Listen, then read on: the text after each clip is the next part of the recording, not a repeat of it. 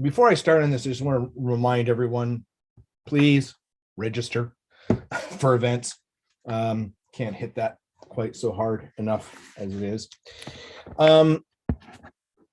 With the ongoing problems with historic sites, you have to remember that years and years ago, when I first started in this hobby, 40 years ago, one of the things that came up was there were not that many sites that would allow you, first of all, to go in and demonstrate on their site or do opposed line tacticals. So we slowly convinced them that we knew what we were doing and we were safe and all that. But now there's sort of a new breed of museum people who want to apply museum standards to historic sites, which, as you know, is kind of mildly opposed to one another. A lot of historic sites have museums on them, but they aren't really the same thing. And we have to be gentle about how we convince them it's a different thing, because there's some people who have their mindset toward not allowing this. Now, one of the things that comes up in discussion, and this came up during the discussions trying to get Stony Creek eradicated, did not come, well, it sort of came back a little bit during the negotiation to get it back on again. Pardon me. And one of the problems is when we take casualties on the field, the first thing I want to do is, I know I'm preaching to the choir, but one of the things I want to do is just reiterate to people that we're here to honor those who gave us the gift of nation, the people who stood at the sharp end and gave their lives in these battles. And I don't think that we should be encouraging people to make the most spectacular pratfalls. And certainly don't think that people should be lying on the ground giggling or smiling in photographs or laying on top of somebody else to take a picture of somebody else.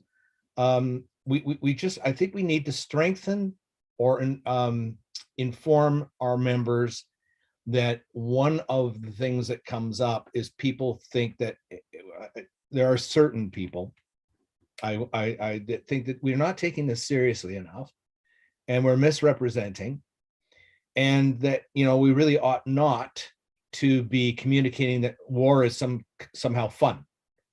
Now, that voice, as Tom and other people know, came really from one specific individual who will remain nameless. But the point that he was making is well taken.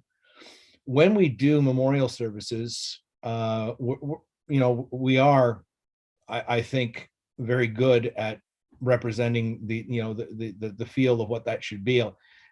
But when we're on the field, I think we really need to not turn this into a comic opportunity. We need to show that this is a serious thing for us. You can talk about it back in camp all you want, make jokes, make whatever, because we know what we're doing.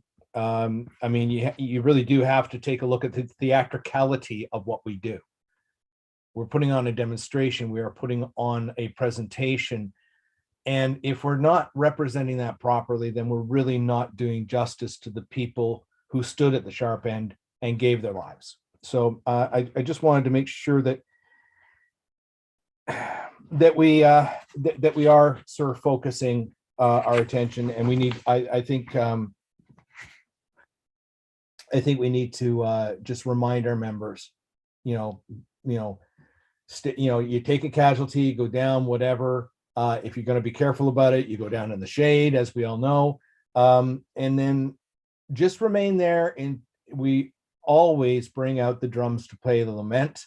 And once they played the lament, you can automatically, at the end of the lament, get back up, brush yourself off, pop your cap back on, make sure your musket's clear, and fall in with your unit. In a respectful manner, I think, is probably the best phrase to use in this. And I think that's probably the most I want to say about this subject right now. Thank you, Tom.